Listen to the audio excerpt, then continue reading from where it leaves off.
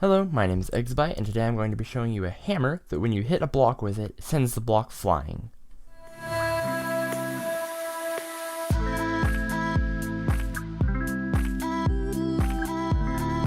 So how this works is I will hold this hammer, which is actually just a retextured stick, and then I will hit a block with it. And so we'll click this, and then that selected the vine, and so vines don't really work very well. Let's try to get one of these leaf blocks like this. Another vine. There we go. So now we hit the leaf block, and then it landed over here. So then let's try to get, let's say, a dirt block. So let's make a little pillar of dirt. Hit the top one. If we can, and then see, yeah, it landed over here. And now this will work for any block. As we can see, for all of these, I'm just going to show you a few of them. We can land it over there. Take the pumpkin. Let's hit the pumpkin more in this direction. There we go. So now we can launch them off in whichever direction we want. And another cool thing is that, like I said, this works for every block. Now, it will glitch for certain blocks, but for the most part, it works for every block. So if I were to put fire right here, I could hit the fire and launch it to over here. And if I try to hit it again, then we can keep trying to launch the fire off in this direction, and now it's spreading, so hopefully we don't start a forest fire.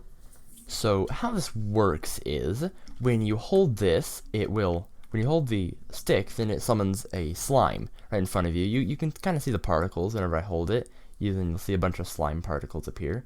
And if I go into spectator, we can see the big slime that I'm holding. And that's used for click detection. So when I swing this, then I punch the slime, and then we can register that. So then once it detects that you've punched the slime, then it will do a quick path trace to a few blocks in front of you to see if there's a block that you're looking at. To see, like, are you looking at leaves like that, or are you just looking at air, or is the block too far away? And then if you are looking at a block, then it will check to see what type of block it is, and I have a big long chain of commands checking for all the different types of blocks.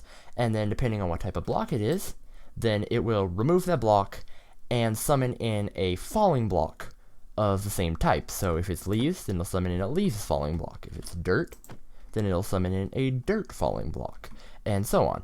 So then once we have that, then I'll use the same sort of motion calculation technology from my last week's Trident video. If you haven't seen that, then I'll put a link in the description. So watch that if you want to figure out how the motion technology works. But then it will input the motion into the falling block, which is why it goes off in the direction that you're looking. Now, there's kind of a problem, is that these entities lag. So unlike most entities, a falling block takes a while for it to register that the motion's been put into it. So normally, at least the way I intended for this to be, is as soon as you hit it, then the block would go flying off. But instead, if I got like this, instead, when you hit it, the block will fall for a bit, and then assume its motion and keep going.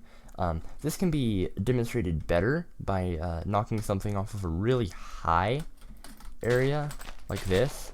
So you can see if I were to knock this off, you can see it falls, and then assumes its motion and lands way over there. So I intended it to be smooth, but I couldn't get that working with the falling blocks, so I figured it still works pretty well, just sort of teleporting in the direction you're looking.